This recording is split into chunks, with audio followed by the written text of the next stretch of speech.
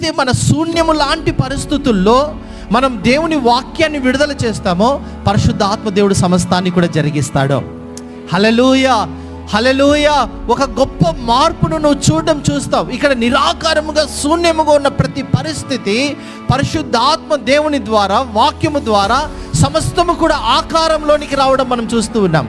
మన జీవితంలో కూడా ప్రతి పరిస్థితి ఆకారంలోనికి వచ్చునుగాక. ఆయన ఆత్మ ద్వారా సమస్తము నెరవేర్చబడును గాక.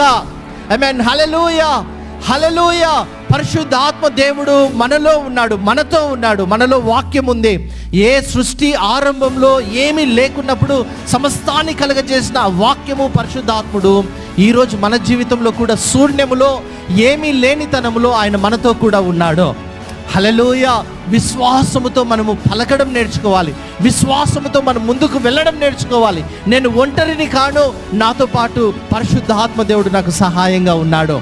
ఆయన అన్నాడు, నేను మిమ్మల్ని ఏ రోజు కూడా అనాథలుగా విడువను అన్నాడు. యుగ సమాప్తి వరకు సదాకాలము నేను మీకు తోడుగా ఉంటానన్నాడు. హల్లెలూయా.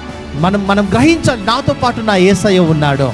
హల్లెలూయా. ఇన్ని అద్భుతాలను, ఇన్ని మహత్కార్యాలను పాత నిబంధన గ్రంథంలో చేసిన దేవుడు అనేక చోట్ల తన కార్యాలను పాత నిబంధన గ్రంథంలో చేయడం మనం చూస్తాం. చాలా సందర్భాలు ఉన్నాయి. మనము వాక్యంలో చూస్తాం.